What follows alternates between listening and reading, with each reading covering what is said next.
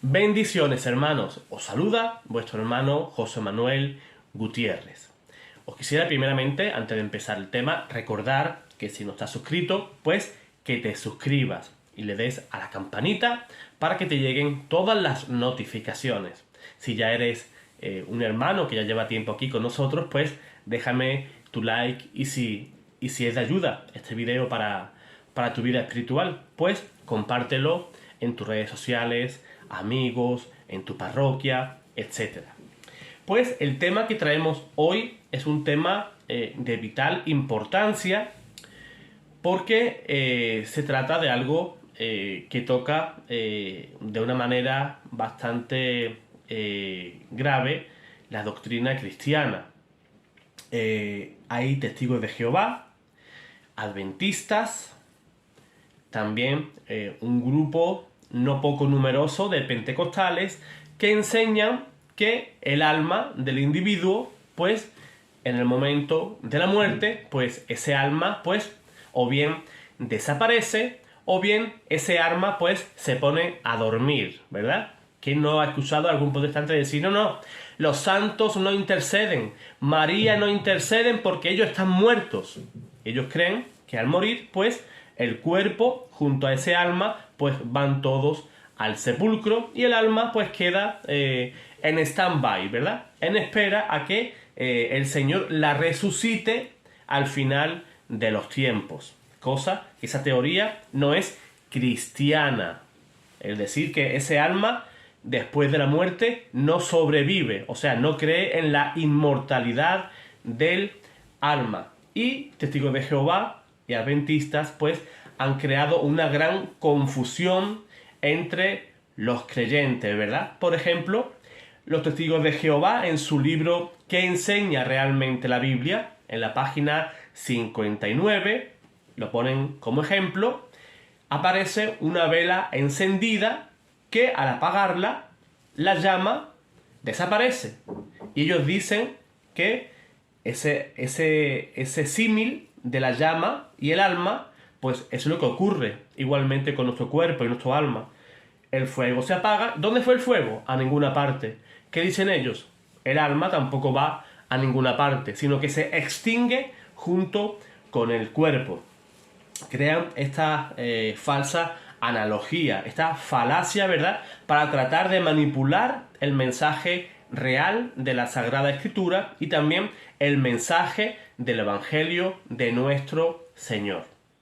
Primeramente, aclarar que el término alma viene del latín anima, de la misma raíz del griego anemos, que significa viento.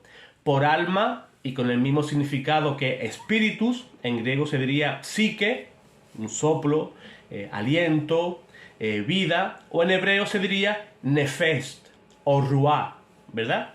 Que se entiende como el principio vital del cuerpo.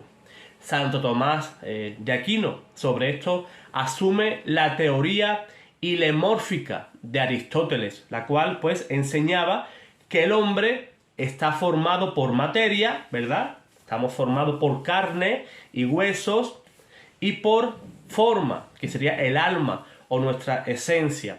Y su relación es substancial. ¿Qué quiere decir esto? Que ambas son necesarias para constituir la substancia humana. El alma humana, creada por Dios, es inmortal y está destinada a permanecer unida al cuerpo, según los años que el Señor nos dé. La Iglesia ha enseñado desde siempre que cada alma espiritual es directamente creada por Dios en el mismo instante de la concepción. Y los padres no participamos en ese alma que lleva ese nuevo individuo. El ser humano no participa ni da el alma, sino que es Dios. Y eso lo confirmó la Iglesia en el Concilio de Letrán en el año 1513. Un alma que es inmortal y no muere cuando se separa del cuerpo después del fallecimiento de la persona y se unirá ese alma al final de los tiempos, se unirá al cuerpo, ¿verdad? Recibiremos un cuerpo glorificado al final de los tiempos, ¿verdad? Eso es lo que profesamos en nuestro credo, ¿verdad? Creo en la resurrección de la carne, que a veces lo recitamos en el credo, pero por el motivo que sea, por falta de formación, pues quizá no le damos la debida importancia, ¿verdad? Creo en la resurrección de la carne y la vida eterna. Vamos a mostrar cómo tratan de manipular la Sagrada Escritura y su versículo preferido para tratar de convencer a los neófitos este es clásico. Eclesiastés capítulo 9, versículo 5. ¿Qué dice? Los muertos no saben nada, ¿verdad? Eso es lo que dicen ellos. Los muertos están y ellos no saben nada. Pero incluso yo me he llegado a encontrar testigos de Jehová que alardean de eruditos y nos muestran incluso textos de los libros deuterocanónicos que ellos no tienen, pero que sí tratan de usarlo en nuestra contra. Y nos leen el libro de Sabiduría, capítulo 2, versículo 3. Fíjate qué interesante. Dice, el cuerpo se convertirá en ceniza y el espíritu se desvanecerá como aire ligero. Pero ya sabemos que un texto fuera de contexto, al final, ¿qué es? Un pretexto. Y si leemos el capítulo completo, veremos al final que nos trataron de tomar el pelo. Porque más adelante, en el libro de Sabiduría, capítulo 2, versículos 21 y 22, ese versículo de Sabiduría, este capítulo de Sabiduría, pues tira por los suelos los argumentos de ellos. Nos dijeron que el espíritu se desvanece como aire ligero. Eso lo dice Sabiduría en el capítulo 3. Pero versículos 21 y 22 dice lo siguiente. Así discurren, pero se equivocan los impíos. Los ciega su maldad. No conocen los secretos de Dios. No esperan recompensa por la santidad, ni creen en el premio de las almas intachables. El versículo ya se le fue en contra de ellos. La forma y la manera que ellos nos enseñan su doctrina se cae con este versículo que acabamos de leer. Así discurren, pero se equivocan los impíos. Eso es lo que son los testigos de Jehová, los adventistas y demás sectas que enseñan la falsa doctrina de que el alma perece junto al cuerpo. Estos enseñan que al morir todo acaba y que el alma desaparece. O en el mejor caso, ese alma pues va a hibernar, ¿verdad? Pero esto está en contraposición con la Sagrada Escritura y el mensaje central del Evangelio. San Pablo fue muy claro a este respecto. Leemos 1 de Corintios capítulo 15, versículo 19. Si solamente para esta vida tenemos puesta nuestra esperanza en Cristo, somos los más desdichados de todos los hombres. Esto es lo que enseñan los testigos de Jehová y San Pablo lo critica. Si solamente tenemos esperanza para esta vida, somos desdichados, no desdichados, perdón. Somos los más desdichados de todos los hombres. Estos grupos proselitistas, los adventistas, testigos de Jehová, etc., verán que en la mayoría de ocasiones os van a mostrar siempre versículos del Antiguo Testamento y se olvidan y obvian que la revelación fue de manera progresiva, llegando a la consumación en Cristo Jesús, que vino a liberar al género humano del poder de la muerte, pero son capaces de engañar en este tema a sus fieles, ya que manipulan incluso sus mismas publicaciones de la Watchtower. Vean un ejemplo en su obra titulada ¿Qué nos sucede cuando morimos? Página 22 y 24. Dicen consultar la New Catholic la nueva enciclopedia católica. Perdón si no lo iba a decir bien en inglés. Y dice, y afirman ellos, la noción de que el alma sobrevive a la muerte no se percibe fácilmente en la Biblia. Ellos dicen que la enciclopedia católica dice que el alma, que la noción del alma que sobrevive después de la muerte no se percibe fácilmente en la Sagrada Escritura. Personalmente, me he molestado en buscar esa cita y como suele ocurrir en estos casos, no existe. Se lo han inventado, se lo han sacado de la manga. El Nuevo Testamento es rico en mostrarnos de que el alma sobrevive a la destrucción del cuerpo, como veremos en las siguientes líneas, pero hay un pasaje bastante usado por ellos para confundir y decirnos que el alma pasa a un estado catatónico, a la espera de que un buen día Dios los resucite al final de los tiempos. Estas creencias escatológicas jamás fueron doctrina cristiana. Veamos los siguientes pasajes donde se apoyan. Evangelio según San Juan, capítulo 3, versículos 14 y 16.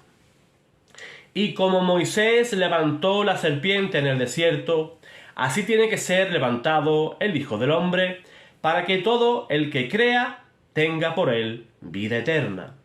Porque tanto amó Dios al mundo, que dio a su Hijo único, para que todo el que crea en él no perezca, sino que tenga vida eterna. En la gramática de este contexto, de este pasaje, las palabras vida eterna en griego significa, o se escribiría aionio zoe. Están en presente posesivo y este presente posesivo incluye una conciencia eterna de la presencia de Dios. Por tanto, excluye el concepto de ese sueño después de la muerte, el cual tumba el argumento adventista. La palabra zoe significa vida, pero vida en Dios. Viviremos en Dios, como dice Jesús, porque mi Padre es Padre de muertos, de vivos, perdón, pero para Él todos viven. ¿Se dan cuenta? Nosotros viviremos para el Señor y viviremos en el Señor. Veamos también el siguiente pasaje usado por estos grupos. Le dijo Jesús, yo soy, San Juan capítulo 11, versículo 25 y 26. Le dijo Jesús, yo soy la resurrección y la vida. El que cree en mí, aunque esté muerto, vivirá. Y todo aquel que vive y cree en mí, no morirá eternamente. ¿Creen esto? Jesús nos va a dar una lección. La hermana de Lázaro, Marta, cree igual que estos grupos, que su hermano ha desaparecido por completo, el cuerpo iría al sepulcro y el alma de Lázaro pues se desvanecería hasta el final de los tiempos. Pero no es la doctrina de Cristo, ni la de su iglesia. Especular que la vida se daría en un futuro escatológico sería atentar contra la gramática original y el contexto que nos da San Juan. La palabra griega para designar muerte en su raíz es thanatos, de la cual proviene el verbo apotnesco. Vida se designa con la palabra zoe, que viene del verbo sak. La Escritura nos habla de dos tipos de muerte, la muerte física y la muerte espiritual. La primera es la separación del espíritu del cuerpo. Y la segunda es la separación definitiva del espíritu de Dios como consecuencia del pecado. También hay dos tipos de vidas que son explicados en el Nuevo Testamento. Una es la física, en San Lucas 21:34, en la que se usa la palabra bios, que es la unión del cuerpo y del alma. Y la segunda, la vida espiritual, como hemos dicho, zoe, que es la comunión del alma con Dios. Estas palabras son esenciales para entender las palabras que dirigió Cristo a Marta. Además, los escritos paulinos también nos van a dar luz a este tema, y San Pablo es bien claro al enseñar que el hombre al morir de manera inmediata va ante Dios para ser sometido a su juicio particular. Hebreos capítulo 9, versículo 27. Y él mismo ansiaba morir para estar junto a Cristo. Vean cómo San Pablo, el apóstol, él sabía que después de morir se iba a encontrar con el Señor. Vamos a leer Filipenses capítulo 1, versículos del 21 al 23.